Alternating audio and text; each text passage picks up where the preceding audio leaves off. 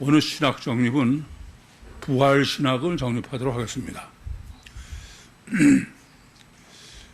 우리는 그 부활을 많이 강조하면서도 부활 신학을 정립하는 게 얼마나 중요한지는 여러분들이 잘 인식을 못하는 것 같아요. 네, 오늘 설교하면서도 질문해 보면은 부활에 대해서 얼마나 여러분들이 생각하고 고민하나 하는 걸 여실히 볼 수가 있어요. 제가 마지막에 주님이 부활하신 목적이 뭐냐 그렇게 질문을 해봤는데 그것은 여러분들이 그렇게 주저할 정도라면 심각한 문제가 있어. 기독교는 부활신앙이라고 그러면서 그건 무엇보다도 지금까지 우리가 정립해오면서도 우리가 가지고 있는 문제 중에 가장 심각한 게 이중체야. 단일체가 안 되고 단일체로만 되어 있고 이중체가 안 되는 게 문제입니다. 그래서 부활의 제일 첫 번째는 주님이 이중체를 증거해 주시려고 그런 거예요. 물론 잉태 자체도 이중체를 증거하는 거죠. 처녀 마리아에게 성령이 임하셔가지고선 그래서 주님을 잉태한 거예요. 그것도 이중체의 신학을 정확하게 계시한 것이라는 것은 마태복음 1장 정립 때 자세히 해드렸어요. 그런데 그것은 성경을 이미 굉장히 정립해서 알고 믿는 입장이고 실제적으로 이중체를 가장 완벽하게 제시해 준 건 오히려 십자가와 부활의 문제입니다. 그것은 연합해서 한 몸을 이루었을 때는 그게 이중체라는 것을 확인하기 어려워. 그러나 분리는 완전히 육과 영이 분리된 것을 가시적으로 확실하게 보여주시라고 그래서 부활하신 모습을 다 보여주고 그러신 거예요. 어쨌든 우리 신앙의 가장 큰 문제는 이중체의 문제입니다. 결국 이중체가 신학으로 정립되지 않고 이중체에 대한 실제적인 믿음이 없으면 그럼 기독신앙은 그건 불가능해. 아니 구원도 다 마찬가지니까. 제일 첫 번째는 이중체의 문제다. 두 번째는 그 영의 실체다. 실제적인 믿음의 문제예요. 실제적인. 주님이 부활하신 두 번째는 영이 실체다. 성경 전체 중에서 영이 실체를 주님 부활만큼 아주 명확하게 계시해 준 데가 없어요. 영의 실체성을 빼놓고 보면 예수 부활은 설명이 불가능하죠. 그래서 그걸 파동입자설로 정립해 드렸고 또 실제 우리 영적 복음의 핵심은 영이 실체냐 관념이냐 있다. 그렇게 누누이 말씀드렸어. 그리고 이 모든 것의 궁극적인 목적은 우리 구원하는 거예요. 이게 뭐가 구원이냐? 예수 피로 제산받는 게 구원이 아니야. 주님이 보혜사 성령으로 우리 안에 임마누엘 하시는 거지. 근데 그것이 다른 사람들한테 다 물어보세요. 성령 침례 그러면은 뭐 불받아라 무슨 뭐 희걸한 소리가 뭐 영접 기도하고 이런 짓 해. 근데 얼마나 보혜사 성령이 우리 안에 임마누엘 하는 게 실제냐. 그래서 또 말씀드렸지만 제가 매주 성령 봉정할 적마다 살아계신 하나님이 우리 심령 속에 실체로 계신 거예요. 그것만 되면은 뭐 완전히 끝난 얘기죠. 그런 것을 그 가사 부활절이 절대라서 뭐 십자가를 보증하느라고 예수님이 불사신으로 부활했다. 그런 사람은 말할 필요가 없고 적어도 구유복음으로 여러분은 벌써 언제부터 신학을 정립하고 있는 거야. 또 구유복음의 결론은 항상 요한복음 3장 5절이다. 그래도 다 알고 계시잖아요. 그런데 부활이 그런 목적이라는 것이 여러분의 심령 속에 명백하게 박혀있지 않다는 것은 참 저로서는 실망스러워. 저의 경우에는 부활이 얼마나 중요하냐. 저는 뭐 여러분이 보시기에는 제가 믿음이 대단한 거로 보이시겠지만 그렇지 않아요. 저도 믿음이 흔들리고 또 괴로워하고 그럴 적이 많아요. 근데 제가 항상 그럴 때 신앙을 회복하는 것은 전 딱 하나야. 뭐냐? 예수님의 부활을 차근차근히, 그냥 아니야. 저는 그걸 하나하나씩 차근차근 생각해봐. 다 차근차근히 하나, 이게 실제인가 해가면서 생각해보면은 그 부활을 완전히 정립하는 점에 가면 저는 제가 신앙이 영적인 게 회복된다는 걸 스스로 자각할 수 있어. 저는 이런 이 말씀 여러 번 드려서 부활을 얼마나 실제로 그게 실제인가 그렇게만 생각하는 것 가지고 되는 게 아니에요. 예컨대 제가 이중체의 불량맘 때문에 엄마들한테 그 자폐 특강이나 그 불량맘 특강을 정립해라. 그러면은 정립한다는 게 가서 한번 들어보고 정립했다 이런 식이야. 그게 얼마나 내 피와 살이 되느냐. 그게 신앙이다. 그게 믿음이고, 아까도 다른 분하고 그런 얘기를 했지만, 저도 88년도에 그 영성 세미나, 영시제다라는 계시를 받고서 지금까지, 88년도 지금까지 저는 88년도 그 계시를 받고 영성 세미나를 인도로 다니면서 그때부터 했어요. 이 복음은 틀림없이 세상을 뒤집는다. 그래서 그때부터 저는 목회가 틀려. 뭐 교회, 우리 교회 부흥이나 그런 게 아니야. 평신도 때도 어떻게 하면 이 복음이 온 세계에 전해질까. 그렇다고 뭐 열심히 전도하고 그렇게 해서 하는 게 아니야. 감옥에서 하나님이 더 확실하게 인도를 하셨지만 하나님이 하시지 않으면 안 된다. 그렇게 그거 믿고 그러고선 그야말로 사실은 뭐 다른 사람한테 몇십 천 대를 다 받아가면서 엊그저께도 어떤 집사님하고 같이 잠깐 여행을 하면서 그런 얘기가 있었어요. 저 주위에 꽤 괜찮은 친구가 많았어요, 전. 근데 지금은 하나도 없어. 다 떠나고. 이게 정말 외롭고 고독한 입장이야. 그러나 저는 뭐 그런 게 하나도 문제가 안 돼. 틀림없이 하나님은 천지개벽을 하시다. 제가 살아생전 아니더라도 죽은 다음에도 저는 뭐가 중요하면 이 복음이 전해지는 게 중요하니까. 근데 그런 신앙을 회복할 때 실질적으로 저에게 힘이 되는 거는 항상 부활 신앙을 다시 하나하나 재점검하는 거예요. 제 신앙에 있어서 가장 중요한 거는 사실은 주님 부활 사건이야. 그래서 뭐 물론 여러분이 저것이라는 건 없지만 아까 설교하면서 여러분의 질문도 해보고 여러분 눈빛을 보면서는 참 답답하다는 얘기 외엔 뭐 할 말이 없다.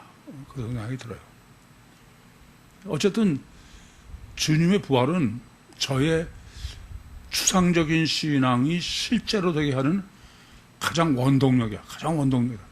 이걸 하나씩 다시 생각해보면 그러면 정말 하나님은 살아계시고 그런 게 실제적으로 믿어지는 거야.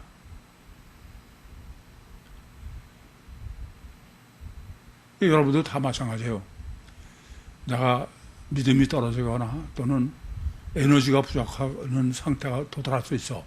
그럴 때 항상 다시 힘을 되찾는 자기 남들의 비결을 가지고 있어야 돼. 저는 그 비결이 주님 부활을 차근차근 다 생각하면서 정리하는 거다.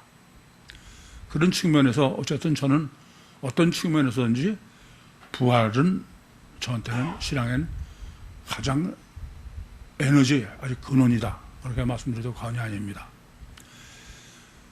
근데 오늘 우리가 정립할 하나 주님의 목적은 부활을 사실 간단 명료하게 하시는 거야.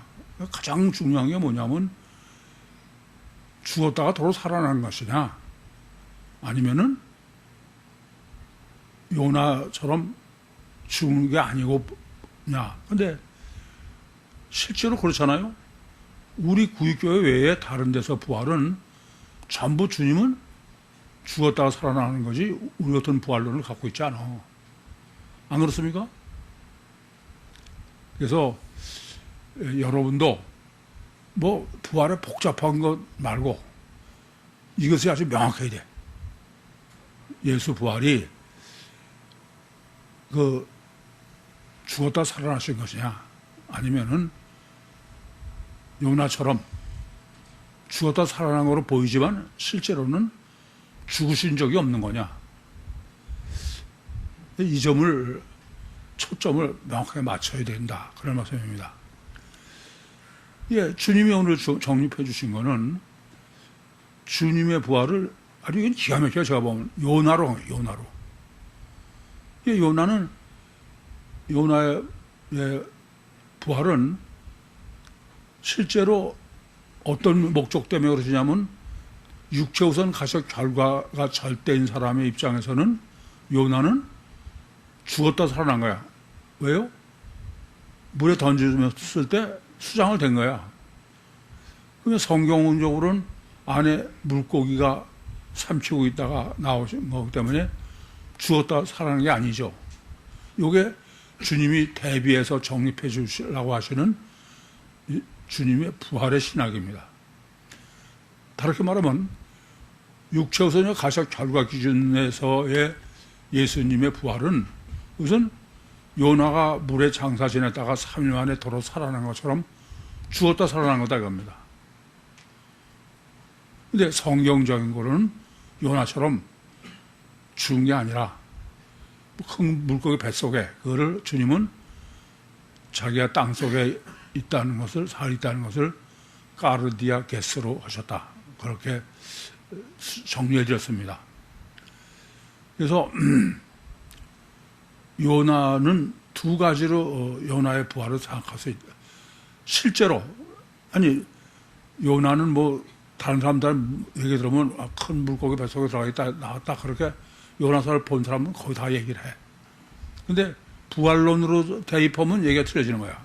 왜냐하면 예수님의 부활을 예수님은 요나로 했으니까. 그러면 죽었다 사신 게 아니다. 그럼 우리 왜 다른 사람한테 얘기해봐. 그전에는 이제 물론 저도 우리 여러분 말고도 다른 교인이나 목사들이나 이런 사람들하고 어쩌다가 부활론을 얘기하게 되죠. 그러면 아무리 얘기해도 소용이 없더라고요. 우선 제일 먼저는 뭐가 안 되냐. 그 사람들은 예수님이 부활이 전혀 다른 모습으로 부활을 했다는 것 자체를 전혀 받아들이지 못해. 왜? 당연히 그냥 십자가에 달린 모습이다. 그렇게 생각하는 거예요. 그건 육체 부활론이기 때문에 그렇죠.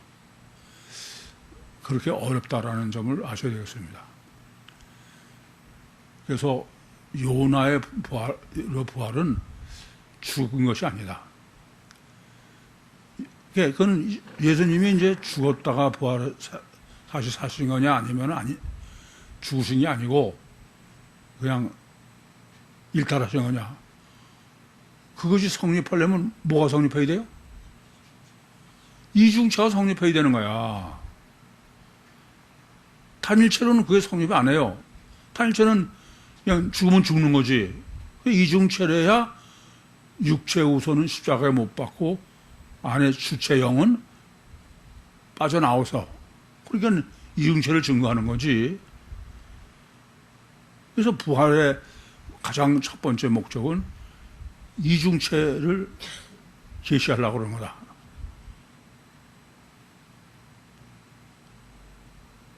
그래서 주님의 부활은 일탈 자체가 부활이야. 사실 부활이라는 말 자체도 잘못 쓰고 있는 겁니다. 부활은 사람들이 이해하는 부활은 다 죽었다가 살아나는 거예요. 근데 아까도 말씀드렸지만 성경이 부활로 계시한 단어는 아나시스템이나 또는 에게이로입니다. 뭐냐면 예수님이 죽으셔서 시체가 돼 누웠어. 근데 부활은 위로 향해서 일어났다는 거예요. 일탈했다는 거예요. 그리고 이제 죽었다는 얘기가 아니라고요. 그래서 부활은 다시 사는 게 아니야. 다시 활동하다. 그렇게 하죠. 부활, 활동. 죽었다 산 게 아니고. 그래서 아까도 찬송가 155장은 아주 확실하게 죽었다 사는 거로 찬송을 한 거야. 뭐, 허기야 그 외에도 찬송가는 우리가 예배를 위해서 부르는 거지, 가사는 어처구니 없는 게 뭐 다죠. 그래서 그걸 모르기 때문에 부활하신 예수님이 십자가에 못 박히신 예수와 전혀 다른 모습이라는 것 자체를 받아들이지 못해.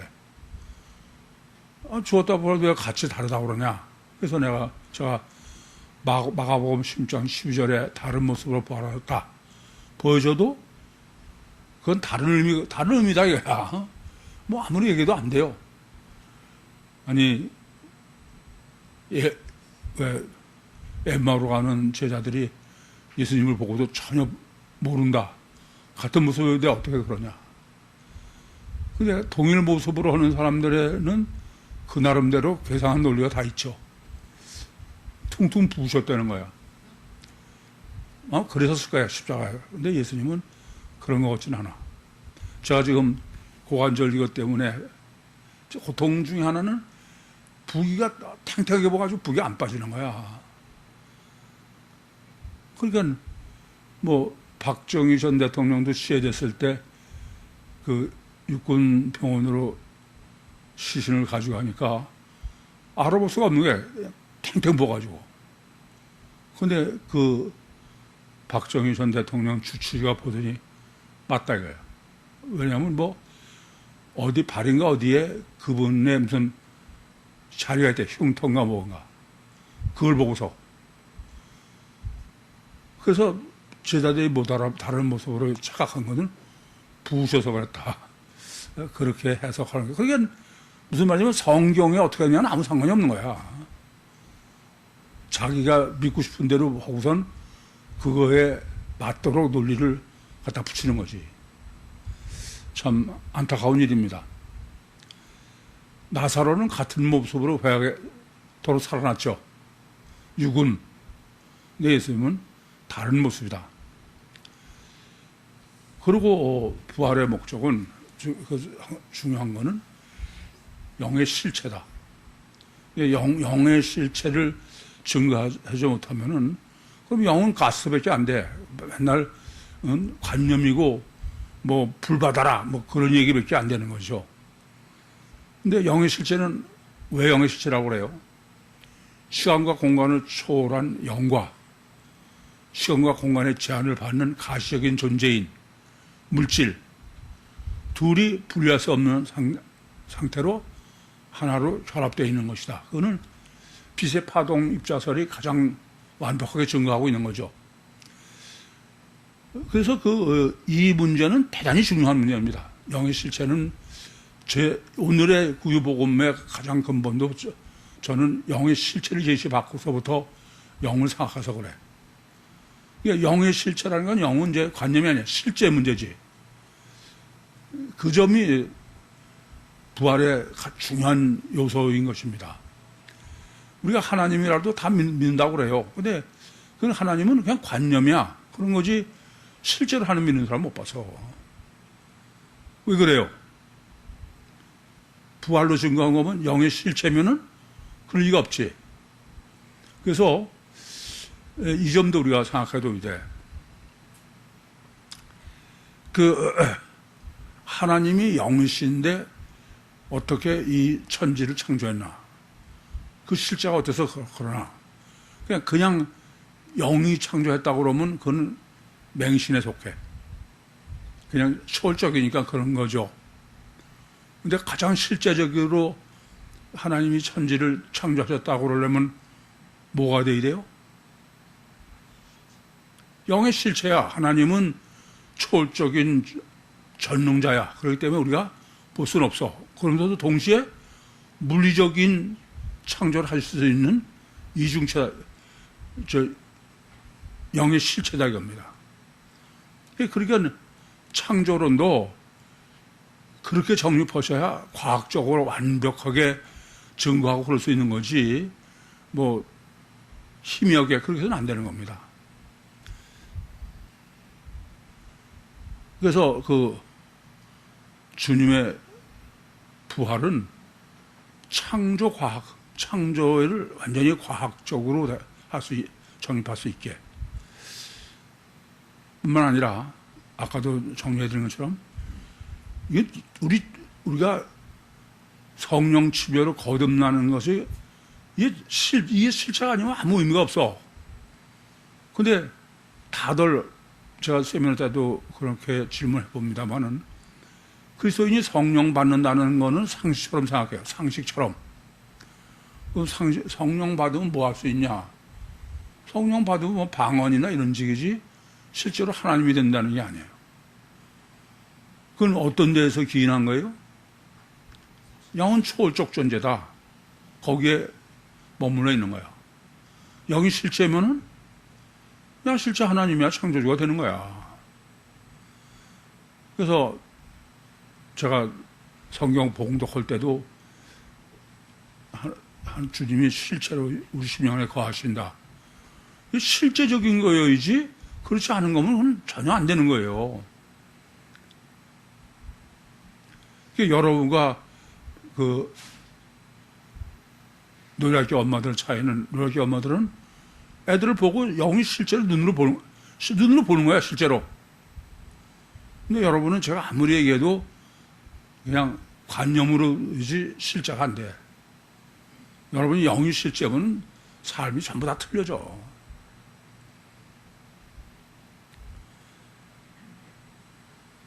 그래서 구원 성령으로 거듭나는 요한복음 3장 5절도 그런 웃지 못한 일이 벌어지는 거야. 뭐 불받아라 성령 받는다 무슨 안수해서 성령 받는다 무슨 영접기도에서 단어는 엄청난 걸 쓰는 것 같은데 그 사람들은 다 어떤 거냐면은 실제가 아닌 거예요. 아니 하나님이 실제면 감히 그게 얼마나 두려운 일인데.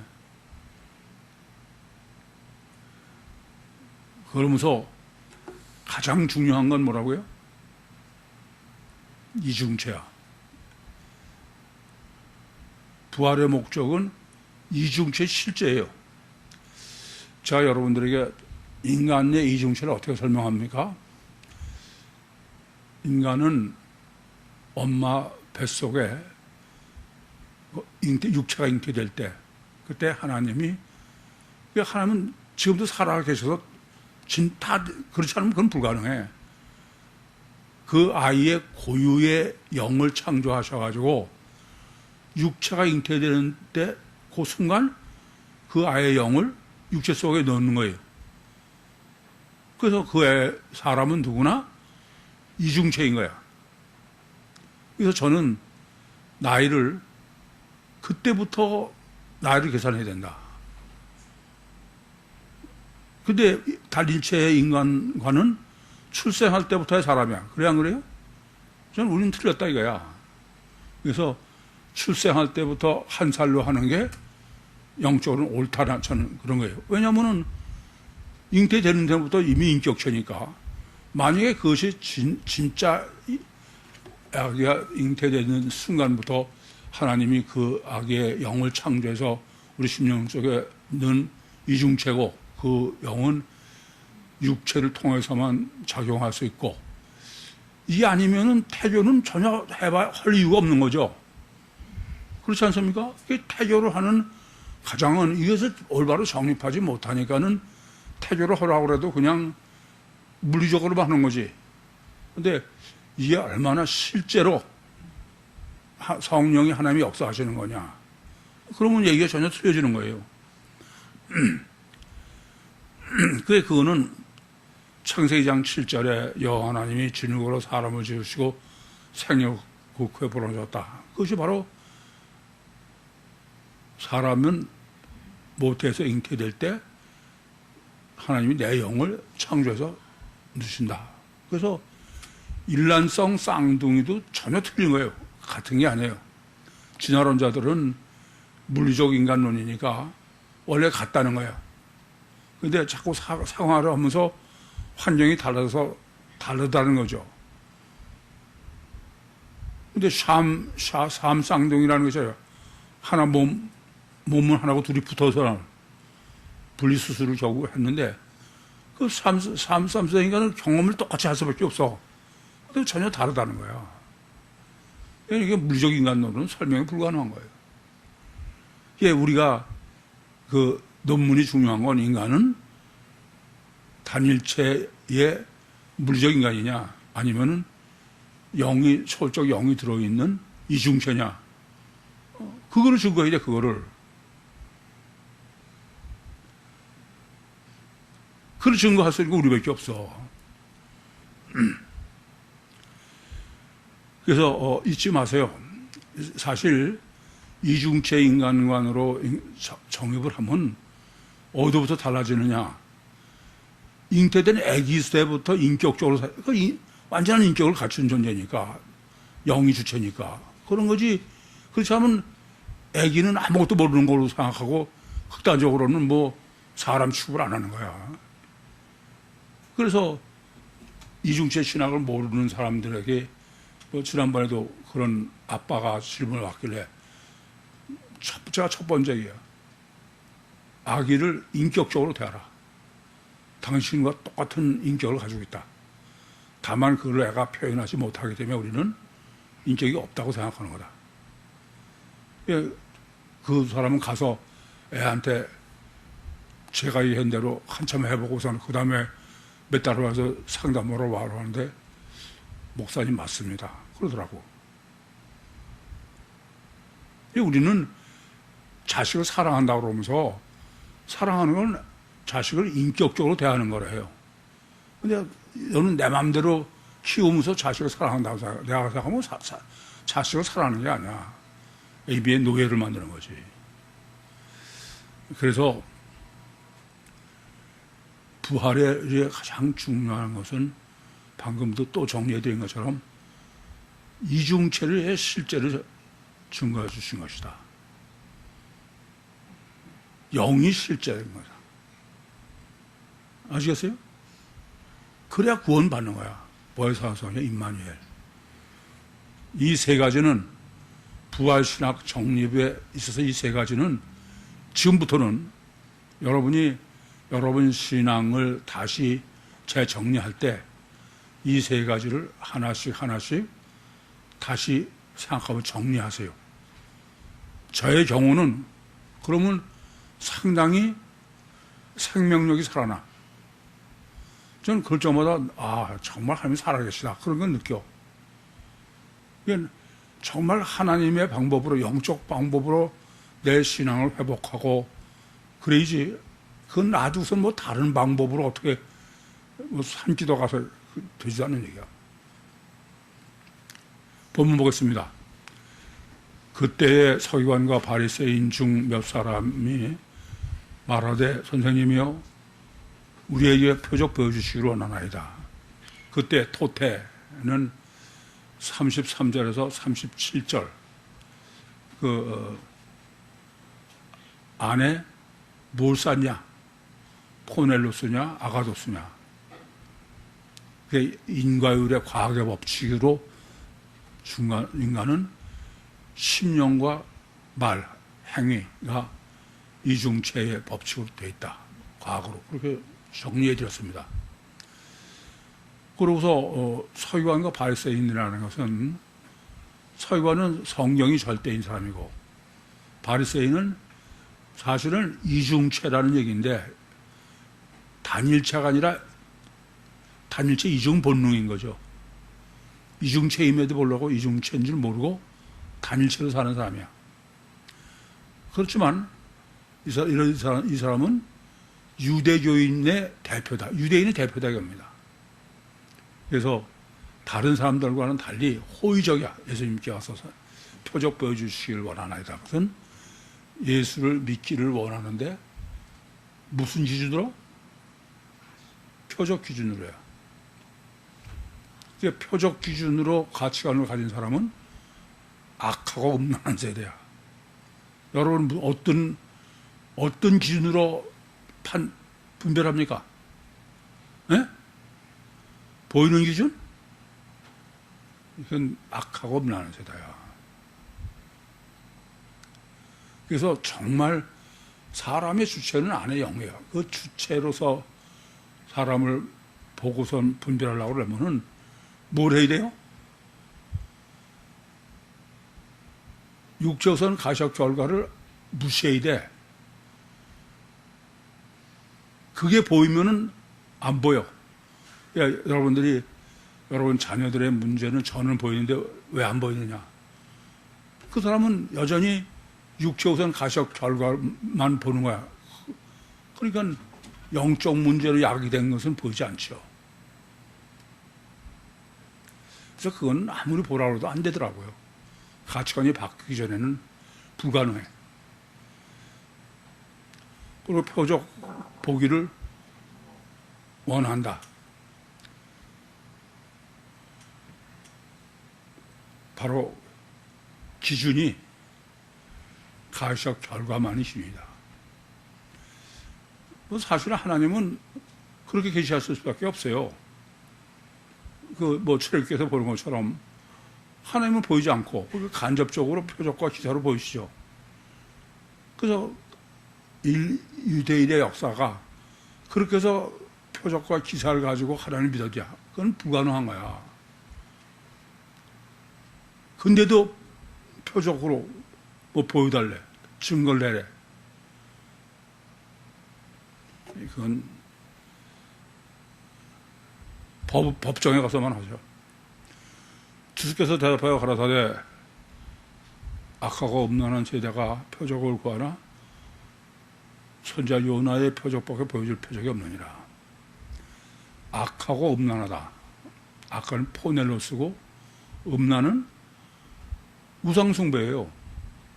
이게 가시적 결과 기준인 사람은 천상 우상 숭배할 수밖에 없어. 왜요? 보이는 것이 기준인데 우상은 보이는 게로 미혹하는 건데. 그냥 그 기준으로 뭐가 신이냐 아니냐는 얘기 하나 많아요. 그건. 아예 그건 기준이 돼서는 안 되는 겁니다. 그걸 구한다를 제태어라 그래서 찾는다 이거예요. 그러니까 악하고 음란한 세대는 갖다 줘도 소용없어. 뭐로만 보려고 들어? 육체에서 가시할 걸 그거로만 보는 거야. 성령이 아무리 계시해서 해도 안 보여 그게. 참 무서워요.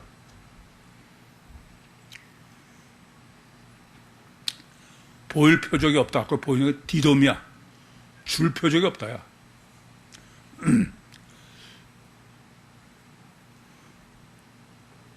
요나가 밤낮 사흘을 큰 물고기 뱃속에 있었던 것 같이 인자도 밤낮 사흘을 땅 속에 있으리라. 이게 제가 신학교에 다니면서 이게 굉장히 문제가 되더라고요. 특별히 그 신학 교수들이 그래요. 아니 어떻게 사람이 들어가서 있는 물고기가 있냐. 이건 실제로 물고기에 있던 게 아니고 이런 식으로 해석을 해. 그 사람은 어떤 사람이냐. 그 사람은 백납에 소용없어. 아까도 말씀드린 저는 어때요? 저는 아무리 봐도 태양이 먼저 창조되고 지구가 나중에서 태양의 주위를 공전하는 게 현재 실제로. 근데 성경은 지구가 먼저 창조됐다. 그럼 저는 아니에요. 성경이 맞는 거지. 성경을 자기 이성의 수준으로 내려서 이해하려고 그러는 사람은 그건 이미 틀린 거야.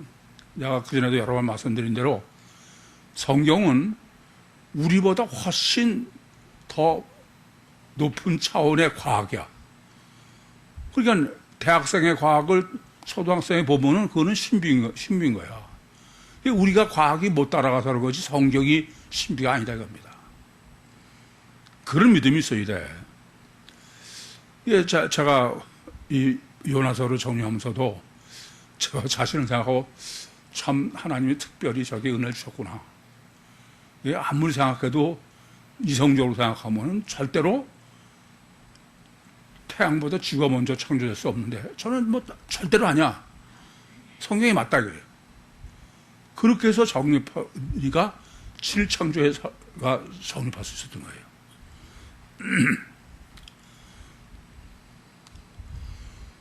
큰 물고기다. 그건 뭐 어떤 물고기인지 모르죠. 저는 이렇게까지 생각해. 큰 물고기는 없어도 좋아.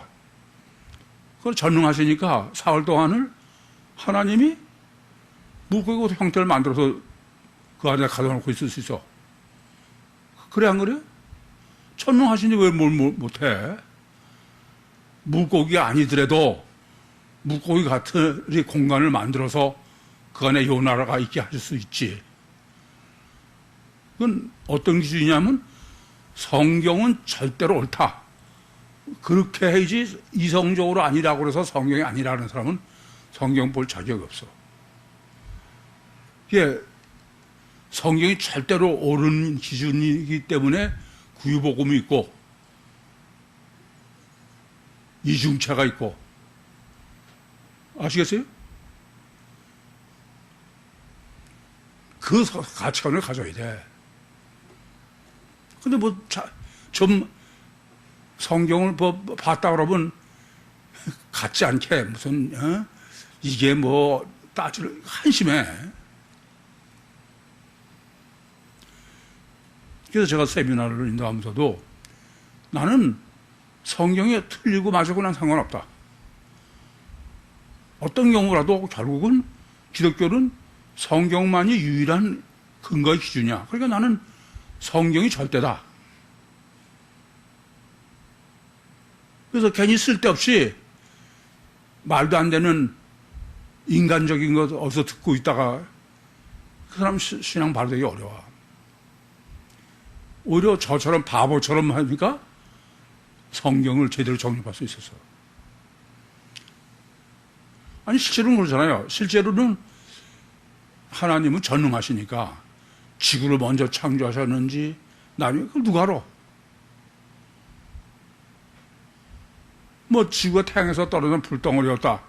그건 우리 가정이지 그렇지 않은지 누가 알아요? 그렇게 믿는 사람은 그게 맞다는 논리로 잔뜩 정리를 해. 이따가 이제 진화론 우리가 정리해보면 알지만은 이게 실제가 아닌 거는 틀림없이 모순이 있어. 이게 이왕 걸려면은 성경에 거세요. 자기야 성경 꼭대기 있지 말고 땅속이라는 게 까르디아 게스다. 땅의 마음이에요. 땅의 마음이 어디서? 땅은 사람을 흙으로 지었으니까 사람의 심령 속에 뭐를 쌓느냐? 포네로스 쌓느냐? 아가도스 쌓느냐의 문제다. 포네로스를 쌓으면 성경은 안 보여. 내 맘대로고. 아가도스 쌓으면 성경으로 보여. 그러니까 아무리 주님의 부활이 요나로 얘기해도 포네로스 쌓은 사람은 주님이 나사로스처럼 부활한 거고 아가도스라는 사람은 죽으신 적이 없고 그런 거야. 그걸 아주 가장 완벽하게 성경관으로 이걸 정립해 주신 것입니다. 심판대에 니느웨 사람들이 일어나 이 세대 사람들을 정죄하려니 이는 그들이 요나의 전도를 듣고 회개하였으니와 요나보다 더 크니가 여기 있느니라. 뭐 길게 써 있죠. 그러나 목적은 지금 뭐냐면은 주님처럼 주님이 죽었다 살아난 게 아니라 요나도 죽었다 살았으니까 요나는 메시아 아니잖아요. 그런 것처럼 부활은 누구나 부활하는 거다.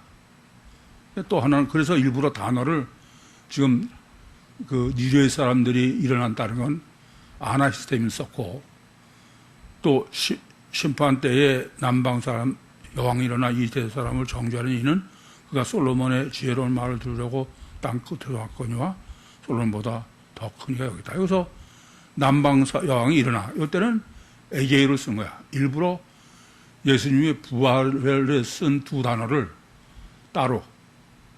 그러면 예수님 부활을 지칭하는 얘기죠. 그래서 그것은 단일체로 죽었다가 신변존재로 부활하면은 그건 예수님밖에 없어. 그러나 이중체로 일탈의 부활이라고 그러면 누구나 죽으면은 이중체면 육 속에 있던 영이 일탈하는 거니까. 그러니까 니느웨 사람들이나 남방 여왕 사람이나 다 부활한다. 그래서 요한복음 5장 39절 말씀대로 선한 일을 향한 사람은 생명의 부활로, 악한 일을 향한 사람은 심판의 부활로 나온다. 누구나 다 부활한다. 우리는 뭐 너무나 여러분 다 당연하게 들을 거야. 근데 다른 사람들은 이렇게 써 있어도 이거는 다른 얘기로 해석하죠. 왜요? 부활은 예수님만 부활로 해야 되니까. 저는 곽선희 목사 설교 듣고 그때부터 목사로부터 보이지도 않아. 가장 중요한 부활 신학을 그렇게 얘기하는 사람이 무슨 기독교 목사야. 질문 있습니까?